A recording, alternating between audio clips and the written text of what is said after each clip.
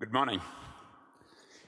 So before I start this, I just wanted to have a question for this August gathering. How many of you have actually worked in emerging economies? If you could raise your hands. Have actually spent time in what Deepa defined as bottom of the pyramid, where people make less than $1 or $2 a day. Great. Wonderful.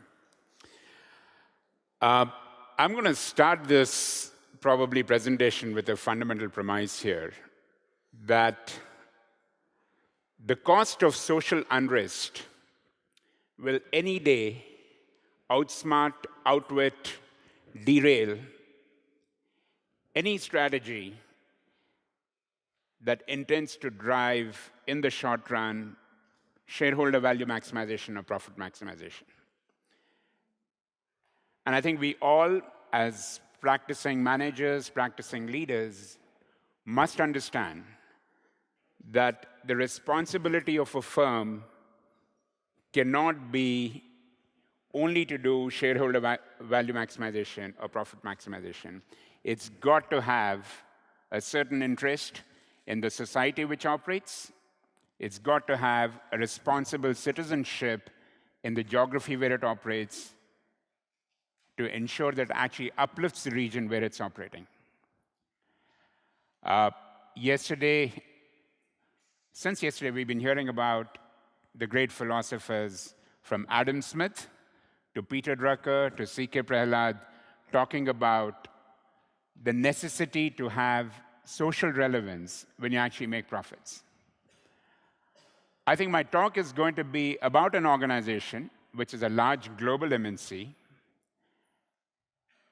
And how do large global MNCs, when you actually operate in so-called emerging economies where the bottom of the pyramid value creation is very important, how do you actually drive that value to ensure that it's not only about just generating money, but it's also about creating value for the society in those regions and also outside the regions? I work for a company called Ingersoll Rand, and I don't know how many of you have actually heard about this company. It's a large engineering company globally. We're about $14 to $15 billion.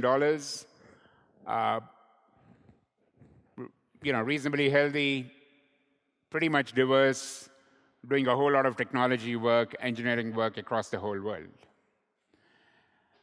We've been in India for many, many years. We've been in India probably for about 100 years. So you talk about sustainable corporations, so obviously corporations which are over 100 years, obviously these companies do something right to ensure that you're sustainable, whether it's practices, whether it's the kind of products you serve the society with, and you also ensure that the work what you're doing in those markets is actually delivering value. Specific to India, if I go, we operate in a number of industries. And there's a whole lot of innovation that takes place globally, whether it's in the developed world of Europe, whether it's in the developed world of United States, or in the other parts of the world. We fundamentally said that it's not necessary that we really have to go about innovating products again from the drawing board stage. There is enough technology available around the world today. But we do realize that the ability to converge these technologies and bring about a solution to the end user is truly a big challenge. I mean, Iqbal talked about mobile phones, connectivity, productivity. How do you deliver really value to the end customers? And Deepa talked about how do you actually bring about a new value product for customers who are at a level who are not able to afford it, but then you kind of create or innovate products which they can afford, then you start upgrading the life standards. So in a country like India, when we looked at our technologies, our platforms of technologies, and the products and solutions what we have, we said, what are the markets we can actually go after? And what are the markets where we can serve, not only with an intent that we are profitable, but also with an intent that there is a social cost for what we are doing. So if you look actually on the left-hand side of the slide, where I said our markets in India, and I'm going to actually pick up a couple of examples in this whole session to tell you what an MNC actually does to approach this and what are the learnings and practices we've actually gained from this. The examples are not to tell you what we have done as an organization, but the examples are tell you what is a process and the way you need to go about if you're working for a large MNC to ensure that it's just not profit maximization, but also actually creating value in the society. Now, one of the markets we looked at over here really was to look at what we call as cold chain for food.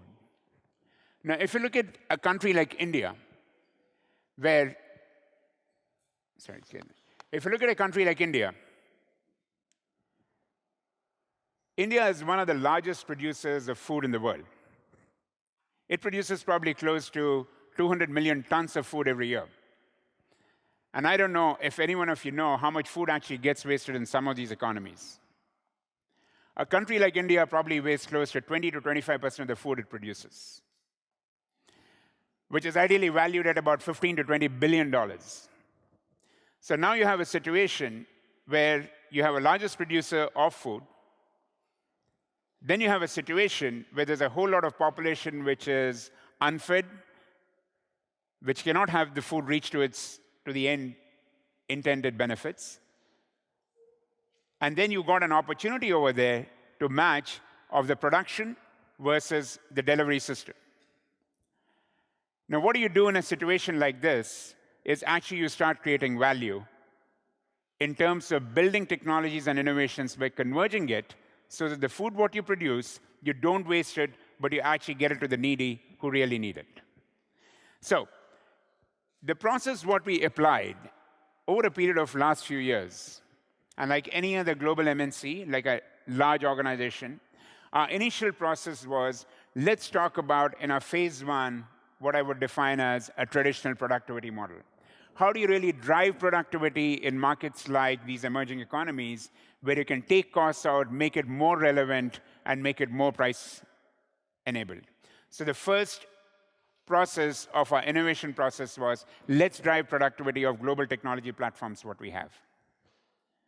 And as we realized this, we realized that after a certain point, it is not going to make a big difference because productivity can only squeeze so much out in terms of delivering value. And there was something more that you needed to actually create solutions. It cannot be a single product that you go to the market and you say, yeah, this is my product at a certain price point and use it. It is not about a product anymore. It's actually about a solution. So our journey in this whole innovation began from what I would call as product-related productivity to what I would define as innovation convergence to create what I would define as solutions. Now, when I talk about solutions, you obviously cannot be good at everything. You cannot be good at everything when you talk about technology. Now, here was a situation where you knew that you had a certain amount of technology, but to actually create a solution, you needed to collaborate. You needed to collaborate with other firms and other NGOs and other government bodies to say, listen, we really need to create a solution for the end society. So thus, at that point, we launched what we call as an innovation convergence model, that let's kind of bring disparate technologies, but create a solution and not a product. So a second phase was really what I would define as innovation through convergence. And finally, after we did that, we went to something called as open innovation. Now, open innovation is where the society, the NGO, the farmer really kind of brings in problems back to you as an organization and says, if you did that, we both can jointly win. And this whole process, what I would call as the journey of innovating in an emerging economy, is very different, typically, in what you would see in a developed world. Let me just kind of take you through this quick example. If you see this chart on the top, and those of you who've been to India or to the deeper interiors of China or other Southeast Asian countries, you will typically find the way food gets transported. The individual lives for the day. He wants to kind of transport it. He wants to actually make money for the day, get a square meal for the day. Now, you want to change this because at one end, you have an opportunity of $10 to $15 billion. You also want the farmer, the middleman, everyone to win in this process. And you want to be sure that the technology, what you drive, what you put in there, has got to be relevant to the farmer, to the middleman, to the distributor, to the retail outlet, yet delivering fresh, healthy food to the end consumer. So at the bottom of this chain is the farmer who's actually producing food. So you really need to kind of work with him to deliver it. Now, how do you do that? How do you do that in terms of driving a value proposition where the person at the bottom of the pyramid says, yeah, this is value for me? So what we did is, and this is what I would call as innovation convergence. Those of you who've been to India either for a vacation or somewhere else, you will see the road infrastructure is extremely poor there. You've got to be a real good driver to actually maneuver the lanes of India. And you also got to be a great driver if you actually want to pick up the crop and to produce from the field and bring it back to either a food processing unit or a distribution warehouse. Now, here was a situation where the farmer was not able to kind of take the produce out from his field and bring it to the retail outlet or bring it to what I would call as a storage place. So what we did is we worked with a small vehicle manufacturer. We designed a product that was relevant for this market, and this product did not run on fuel because the farmer or the distributor was not prepared to pay for the fuel. He actually wanted to see that if he can actually give a product which did not run on fuel. So we had to remodify this design to ensure that this product actually runs on battery. So we actually made this product which runs on battery, provides the necessary temperature control, and the farmer is able now to transport food from the field of the last mile all the way to the distribution warehouse or to the end food processing unit. Now, what happens in this whole process? The original process was the farmer was losing 30% of his wastage. He wasn't getting paid for it. Now, probably the wastage comes down to 5% or 10%. So there's an additional produce that's available for 20%. He wins, the middleman wins, the end consumer wins. Now you suddenly have created a new market of saying, how do you actually drive this market and expand it? You got a $15 billion market. So the point which I'm trying to make is, when you talk about the bottom of the pyramid, or when you talk about building, improving standards in these markets, you got to understand that the way you create this market, the way you actually build convergence in these technologies and bring a solution to the end market becomes extremely important. The next example I really want to share with you is, so that was really a product and a solution example. Then we realized that if I look at the tier 2, tier 3 cities in these markets, there is a severe dearth of what we would call as business creation experts who need to know how to drive business ethically, rightfully, and appropriately so they actually deliver value to a certain segment of the market. So we launched a unique model actually last year. We launched a model where we said that Ingersoll ran, though it's a large global MNC, and typically large global MNCs will go about and hire what we call as management graduates from MBA schools. And I know we had a discussion yesterday, I think it was Rakesh who was trying to talk about what the new MBA oath has got to be. We did slightly different over here. We said that we actually don't have to bring in management graduates to the company. What we need to do is we really need to create entrepreneurs. We need to create entrepreneurs who can go to the end market and start creating markets and value for the end customers. So we actually launched a completely new program where we actually brought in management graduates and we said, your role at the end of 2 years is not going to be with the organization. But for the first 2 years, what we will do is we'll convert you into entrepreneurs. We'll convert you as business people who can go and actually create value in the market.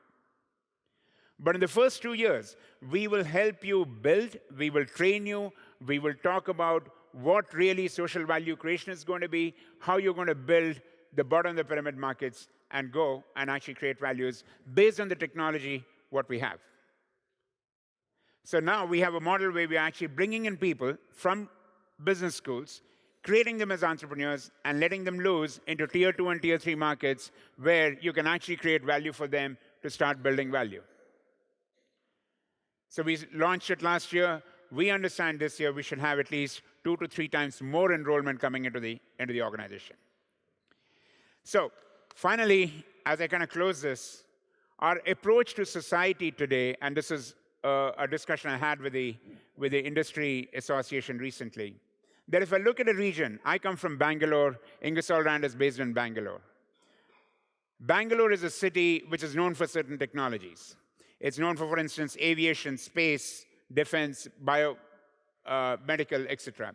How do we bring all the solutions together on a platform where the industry, the government, and the NGOs can work together and say, let's define solutions. We don't need to create too many technologies, but let's talk about convergence. Let's bring these technologies together and actually create the final value for the end customer. So ladies and gentlemen, as I kind of close this, I want to kind of just leave one thought with you, and this is an example of an NGO called Agastya. And I know a lot of you are MBA students over here. This example is for you to know that this Agastya NGO has created what I would call as an education model in India, which drives education in villages on what we call as labs on wheels. It takes education to the children in the villages rather than bringing the children into schools. It has become one of the largest education-driven programs in the world. Last year, they actually impacted close to 2 million children. So what you're doing is, you're again actually converging a whole lot of educators, NGOs, science kind of practitioners, bringing the process and the program together on a vehicle, the vehicle which goes to the village and actually has exposures to a lot of poor children. What is it doing? It's upgrading the society. It's bringing knowledge education to the children who then are kind of becoming what I would call as the future enablers of driving value into the society. Thank you so much for being here. Appreciate it.